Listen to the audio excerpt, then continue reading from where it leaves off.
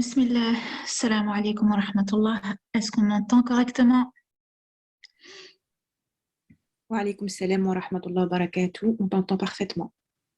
Alhamdulillah, alhamdulillah, alhamdulillah. Alors, ne vous inquiétez pas, vous venez d'arriver, on nous demande est-ce que ça a commencé, ça vient tout juste de commencer, alhamdulillah. On a attendu jusqu'à 21h10 le temps que il y ait suffisamment de monde et que nous, on fasse les derniers réglages au niveau de la technique. Et Bismillah, c'est OK.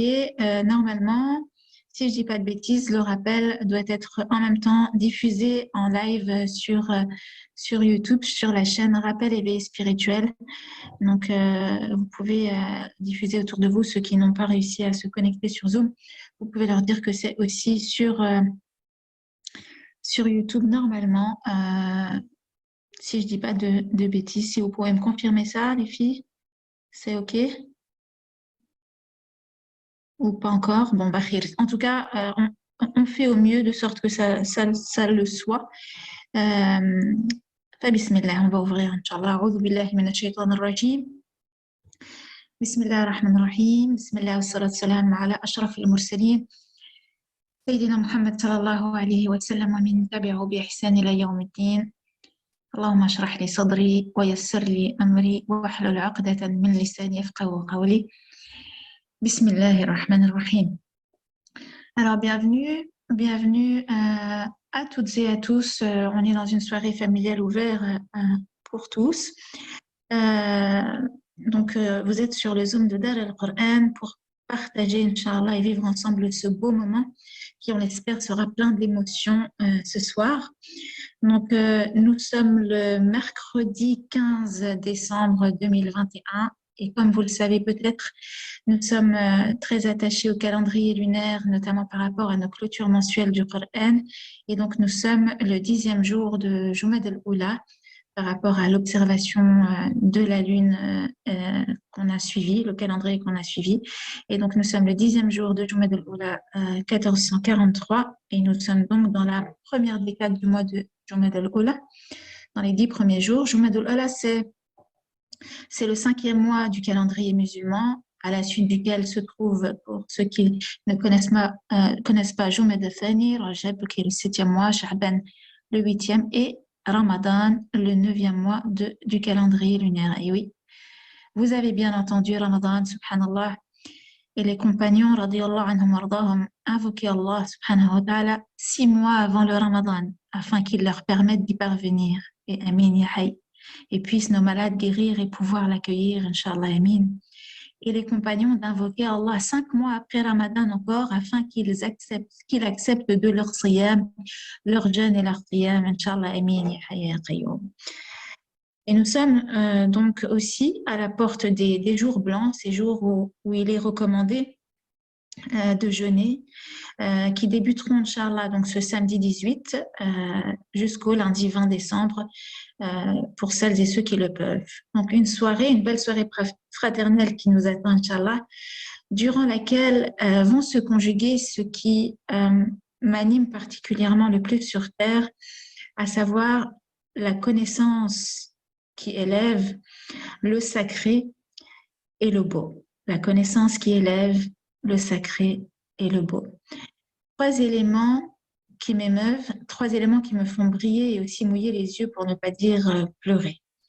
Et je remercie Allah subhanahu wa ta'ala de nous permettre de pouvoir vivre de tels moments que j'appelle des moments privilégiés, des moments où on s'arrête et on prend le temps de se retrouver ensemble pour s'émouvoir.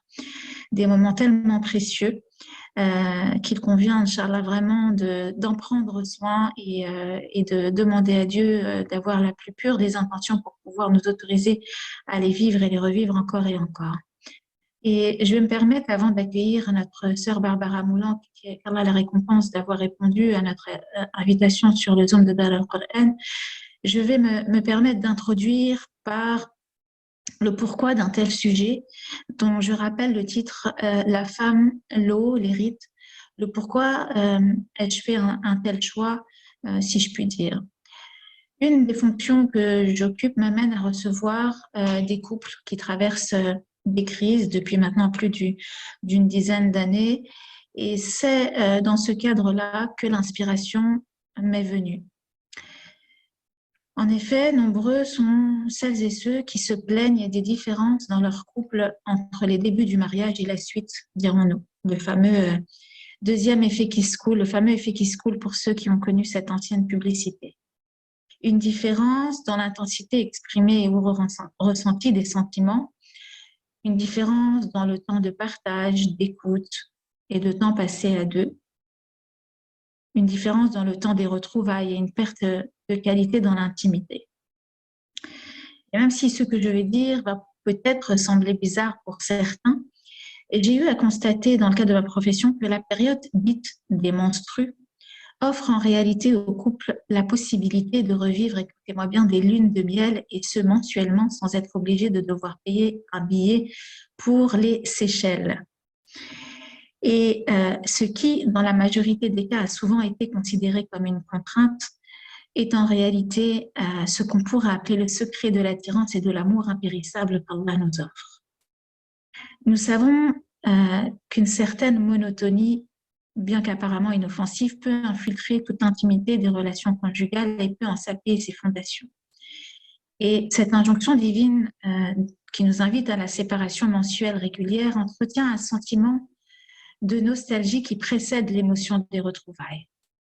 Au cours de la vie, une sexualité continue pourrait conduire au déclin du désir et même de l'intérêt. Et cette coupure mensuelle divinement instaurée apprend au couple à apprécier le temps qu'ils passent ensemble et lui donne matière et envie de se préparer aux retrouvailles. Et c'est aussi ce dont on va parler ce soir, comme au retour d'un voyage.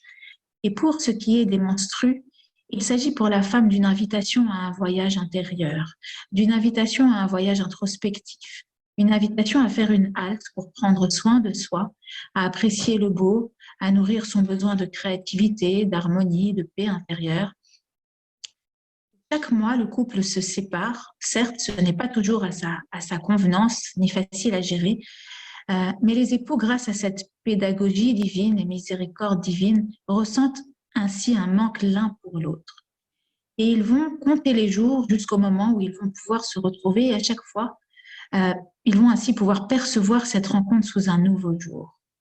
Et ce moment de pause est une invitation d'un nouveau départ, pour un nouveau...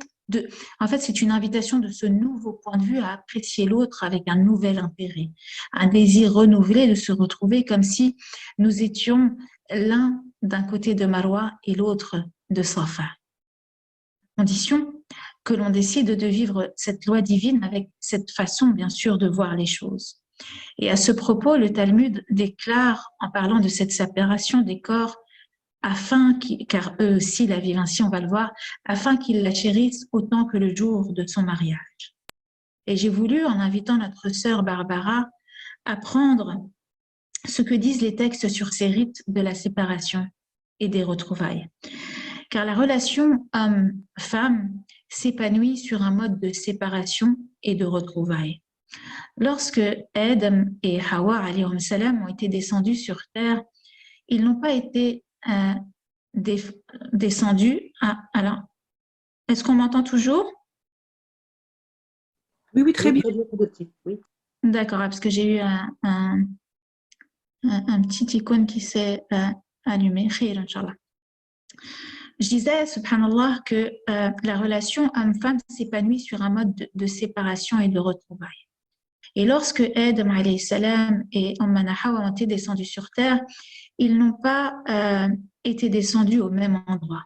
Adam aurait été descendu sur ce qui correspondrait actuellement à l'île de Ceylan et Ummana Hawa serait descendu dans la région de Jeddah. Ils ont été séparés et ils vont se retrouver à Muzdalifa ou Arafat selon les versions. Allah a voulu que l'homme et la femme se retrouvent par leur propre effort et qu'ils participent activement à cette recherche. Et finalement, non pas seulement une fois, non pas uniquement cette fois-ci, et que ça concernerait uniquement Adam et Hawa, mais finalement sans cesse dans ce processus continu afin de garder intact ce désir de retrouvailles, ce désir de fusion, ce désir lié à cette phrase « quand un jour on n'a fait qu'un », et quand Adam alayhi salam était partie prenante, partie composante de Hawa, et vice-versa. un vêtement l'un pour l'autre. Un jour tu me couvres, un jour je te couvre, un jour l'on se couvre. L'injonction divine qui consiste à faire en sorte que pendant un moment, je ne sois plus complètement et entièrement ce vêtement pour toi, ni toi pour moi. Cette injonction, durant ce moment de retrait, de ce nouveau point de vue, de cet endroit-là où l'on s'attend, les époux apprécient avec un intérêt et s'apprécient avec un intérêt renouvelé, comme l'épaule d'un aimant qui s'attire au loin et qui, les jours avançant, se rapproche pour le jour de la purification, pouvoir ne faire plus qu'un en s'unissant. L'arrêt des relations intimes durant les menstrues permet ainsi aux couples mariés de maintenir cette dynamique de vie, cette dynamique de séparation, retrouvailles qui maintient en vie le couple. Et ces retrouvailles ne peuvent se vivre qu'à condition qu'il y ait le passage de l'eau. Subhanallah, Allahu Akbar, comme nos rites sont beaux et sages. Qu'elles viennent des profondeurs de la terre ou descendent du ciel, l'eau est empreinte d'un caractère sacré. L'eau est en nous, elle nous maintient en vie, elle est à l'origine de notre vie et nous accompagne du début de notre vie jusqu'au dernier des lavages. L'usage rituel de l'eau sous la forme de l'ablution, de l'immersion, de l'effusion est commun à la plupart des religions. Il se rattache au symbolisme bien sûr naturel de cet élément qui exprime la régénération, on va le voir, la renaissance, le passage qui marque la différence entre un avant et un après. Cette eau qui possède à la fois un rôle de protection, un rôle de guérison, de purification et de renouveau. Et pour toutes les religions, l'eau est une force libératrice et avant d'entrer, subhanallah ta'ala, au paradis, inshallah, on traversera une eau qui aura pour rôle de nous nettoyer une dernière fois nos cœurs pour leur enlever les dernières traces de rancœur et leur ôter aussi l'ennui. Allah de nous dire Alhamdulillah, alladhi hadana li hada wa ma kunna linahtadiya lawla an hadana Allah. Dans la suite du verset où il est question et nous enlèverons toute la rancune de leur poitrine, tous eux couleront les ruisseaux et ils diront louange à Allah qui nous a guidés à ceci. Laqad ja'at rusul rabbina bil haqq. Louange, les messagers de notre Seigneur sont venus avec la vérité. Désolée pour cette longue introduction pour expliquer les raisons d'un tel rappel ce soir. Et sans plus attendre, je vais laisser la parole à ma sœur Barbara, qui est théologienne et spécialiste en religion comparée, pour nous parler de la femme, de l'eau et des rites dans les religions révélées. Il y a une règle en islam qui est en l'absence de l'eau, on utilise le tayammum, mais quand l'eau apparaît, on arrête le tayammum et on accueille l'eau. Alors, bismillah, Barbara, je te laisse te présenter et nous abreuver par ton savoir. Bienvenue et merci pour ta patience. Bismillah. Hello. Salam alaikum. Alaikum salam, Barbara. Barakallahu fik. Barakallahu fikum. Cette introduction était exceptionnelle. Du coup, moi, j'ai l'impression que j'ai fait quelque chose de très, très technique, alors que toi, tu as fait quelque chose, vraiment une entrée extrêmement spirituelle. C'était très beau. Personnellement, j'aurais pu t'écouter encore très longtemps. C'était vraiment magnifique. Vraiment magnifique. Barakallahu fik, Barbara, je t'en prie, je te laisse nous faire parvenir ton savoir, tes connaissances. Inch'Allah, on en a besoin. Bismillah, la parole est à toi. Ok. Déjà, barakallahu fikum pour cette participation, pour cette invitation et j'espère effectivement qu'on en ressortira tous grandis, qu'on arrivera à capter ce qu'il y a à capter et puis à prendre ce qu'il y a à prendre chez nous en pouvant s'inspirer un peu des autres. Je me permets juste un tout petit rappel vraiment d'introduction et après je file, mais c'est un point de vue méthodologique. Ceux qui ne me connaissent pas vont se demander en quoi consiste ce métier et peuvent même avoir quelques doutes quant à l'exercice de celui-ci et la transmission de savoirs qui sont extérieurs à l'islam. Donc, je suis effectivement théologienne spécialisée en théologie comparée. J'insiste toujours sur cette spécificité parce que le métier de théologien, c'est large. On a des gens qui sont spécialisés dans la science du hadith, dans la science de l'exégèse, dans la science du fiqh, de la jurisprudence. Moi, du coup, je suis en fait spécialisée dans ce qui a un rapport avec les textes en général. Donc, je suis musulmane, c'est ce qui fait que j'ai un regard plus extérieur et que j'essaye toujours, lorsque je transmets quelque chose qui fait partie des autres religions, de faire le pont avec l'islam. Je garde en tête que dogmatiquement, quand je vous parle de ce qui est écrit dans les autres livres, nous devons toujours essayer de voir ce qui se rapproche chez nous, car effectivement, on ne peut pas prendre forcément pour acquis ou pour, je dirais parole d'évangile, mais c'est une blague de théologien ça, mais pour source fiable ce qui est écrit. Mais pour notre culture générale, c'est toujours intéressant. Et en plus, on a cette place privilégiée dans l'islam de venir après les autres. Et vous remarquerez tout au long là, de l'intervention que j'ai préparée que ça se répète tout le temps, ça vient. Le prophète Mohammed sallallahu alayhi wa sallam nous a toujours fait souvent des échos, avec ce qui se dit. Enfin, vous allez voir dès que je dirai quelque chose qui est en lien avec le judaïsme ou le christianisme, vous verrez que nous aussi dans l'islam, on a souvent cet équivalent. Ou si on n'a pas d'équivalent, le prophète en a parlé, donc on ne se retrouve pas avec un vide, ce qui fait qu'on a cette place privilégiée. Donc, bismillah, on va commencer tout de suite. Je ne regarde pas le chat, comme ça je ne me laisse pas déconcentrer. Je sais que les sœurs s'occupent de ça, donc moi je vais faire mon intervention et puis je ne regarde pas forcément s'il y a des questions. Je pense que les sœurs m'interrompront si jamais il y a quelque chose qui n'est pas du tout clair dans les commentaires, histoire qu'on garde bien le fil et puis on est entre passionnés, donc ça peut durer des heures à chaque fois qu'on discute. Deuxième chose, donc je vais parler des femmes, de l'eau, des rites dans les autres religions et forcément ça fera écho à la nôtre. Bien évidemment, ça nous semble évidemment logique. Quand on parle de l'islam, on sait que on a une règle et de la pratique qui va avec. Et puis il y a des personnes qui vont pratiquer ou non, mais en tout cas, elles savent que c'est quelque chose à faire. Quand je vais parler du judaïsme, il se peut que des gens me disent moi, je connais des juifs, mais ils ne font pas ça, etc.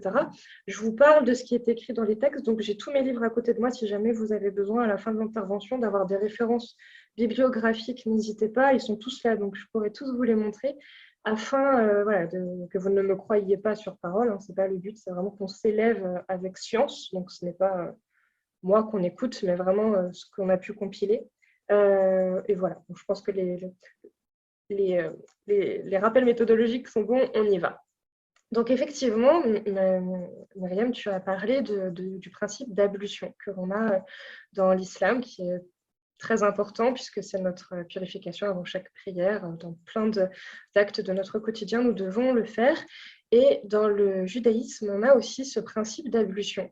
En fait, vous savez que donc, les Juifs accordent énormément d'importance au temple de Jérusalem. Aujourd'hui, on a ce qu'on appelle le mur des lamentations qui correspond à un vestige de ce temple. Mais avant, quand il était entier, il y avait tout un tas de rites et de cérémonies en lien avec ce temple.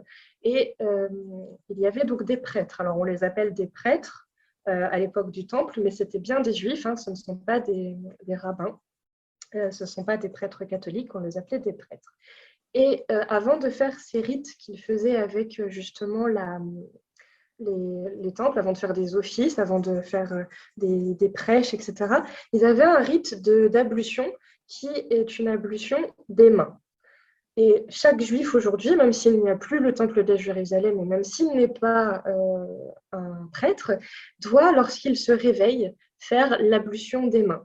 Pourquoi? Et ça va vous rappeler quelque chose, parce que déjà, ils partent du principe que chaque personne est un prêtre dans le temple de son foyer et de son cœur. C'est-à-dire qu'on a cette maison, on a ce cœur que l'on a tous en nous, notre spiritualité, le siège de nos émotions, de notre foi, de notre relation avec Dieu.